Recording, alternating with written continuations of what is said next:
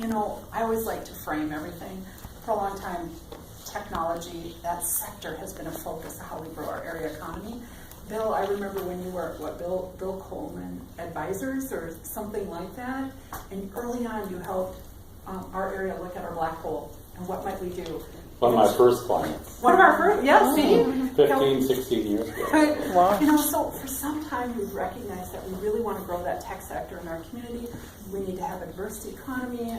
It's an area we think we can really move forward in. But we needed the infrastructure. For CTC and our school district and a few other partners really helped set the stage for us to grow. And then there's been what I'll call a four-prong approach. And as we've moved through this tech effort, a technology center has come to the forefront. Should we have a tech center? And I know Bill has shared some examples of ones that exist across the state and other locations. And we had a young intern come forward that said, I would really like to do some research and help you look at some projects. And so we put this tech center project on the table. And that young woman then became an integral part of our little work group, along with Megan, and to say, what are the tech centers out there? What are the models? What do they look like? What are the benefits? What are the challenges? So we have a full report now that would be available to anyone to look at. Of all the projects we did, this one was probably the hardest one for me to really put my arms around and say, here is an outcome that I can, go out and say it resulted in jobs and economic prosperity, et cetera, because it's a stepping stone. Mm-hmm. It's a way to look at it. Now we really need a driver to help us take it to the next level and actually see a tech center come to be in our community. So that's what I would share. Megan, do you have any other comments there about the tech center project? So some research was done. It was really fascinating and interesting to look at what's going on across the nation and how companies and communities have put successful projects together, but then some of the challenges they face and really making it successful. And it made me realize we need some financial backing, and we need a real driver that had a vision and would really wrap their arms around it in order for it to be successful. So I would ask you, went into this, obviously there's some momentum and interest behind this enough to take this next step. Right. So now with the study in hand, are you feeling kind of like this is more like a nice to do, or are you like, yes, this is it? I mean, how has it moved you on that? It has made me realize that we are not going to be able to do this unless I find a private sector individual or company that really wants to lead the way. Because I don't see it happening with like a nonprofit, like a Bladex staff, being able to say, well, we're going to take this on and we're going to try to make it a reality. If I could find a partner, and as a result of having this brewing in my mind now and the research I've done, for instance, I met with two private sector individuals that are both entrepreneurial, that have both started companies, very successful. And one of them had shared with me in a conversation that they would love to create a technology park or a tech center. I was like, oh, okay. And so I've actually even brought them together and had them meet each other and kind of talk a little bit about the groundwork we've done in our community. But it's going to take a partnership like that. So now my eyes and ears are open. I realize what it's going to take and how I'm going to have to find that right opportunity in order for it to be successful. But once I get the opportunity, then I'll really try to run with it. Yes. Okay? Yeah. So the next one is video conferencing. Oh, that is a great project. CTC is such a great community partner for our area, Crow Wing County, and beyond, I know.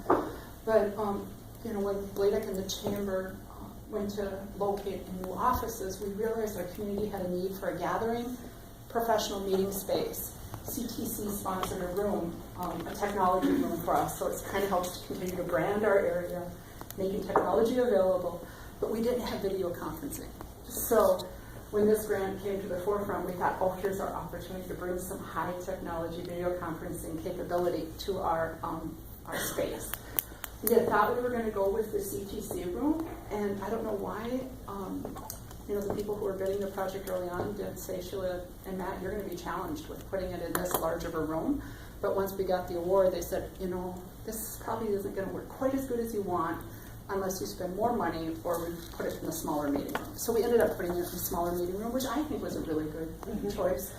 You can see that it's a boardroom similar to this, but not quite as big, with the capacity that you see here, these speakers that are hanging.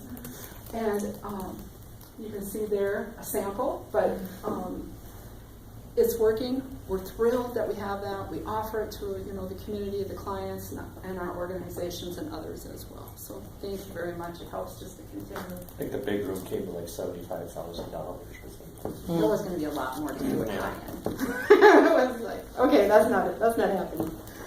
Okay, the third one is our Hack Fest. And that was one of them that had been brewing before the regional broadband. And I thank Bill immensely for bringing this to our attention, and I thank Landon for making funds available. I really should turn this over to Megan, because she is the individual that really led this Hack Fest event in our community. If you want to say a few words, Megan. Well, basically kind of what it got out there, what we hosted over a 2-day event. We had kind of a social the evening before to kind of meet everybody, so that the day of the event we could really focus on the 5 issues that they had come up with. And we worked with a group prior to the event just to start getting ideas and ask for idea submittals of some of these community issues. And I'll see if I can remember them all. One was with the Sprout group, and they were looking to do how to get You were there. yes, so how to get the food from the farms into the restaurants and get them to know that and have it online. One had to do with getting historical markers and some sort of GPS thing on your phone that would tell you where those historical markers were. One had to do with the college or the high school, and students weren't reading their email, so they were trying to solve the problem with how to get kids. Is it an app? Is it something that rewards the kids for checking that information? Calendar. Social calendar. Yes, yeah. One was working with Lakes Ignite and trying to come up with some sort of social calendar that could pull all the information. I think there was one more. Volunteerism. So there was one that had to do with how people can find some of those quick, there's trees down in someone's yard, how do you help them out? And it's kind of those quick things instead of the I'm going to volunteer every Tuesday. So all those groups got together and on the day of the event in the evening beforehand and worked through those. We kind of had leaders for each of those.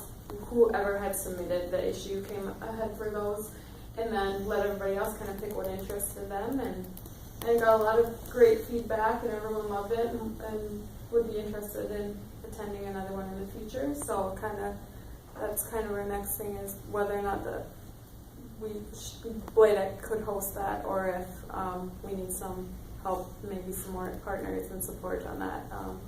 Just because some of the feedback was bigger and better next year, and I don't know without having a little bit more help how we would do that. But I think it was all positive feedback from the event, and got a lot of great ideas out of it. Who was invited? It was kind of everybody. Yeah, we started out at first that it was that we went to people that we had kind of had already talked about and had some ideas to kind of get it started and spread out. And then after that, it was just our normal e-blast that we send out, let them know, a newspaper, and let them know that they were interested. And we had about, I think it was around 40 people attend. It's definitely a niche kind of event. But for me, what was really fun was I got to work with some high school students. That was really terrific. And some of Cindy's, Matt Team was there. there. Team. And I loved how we were able to introduce a few of these young people to some of their job opportunities.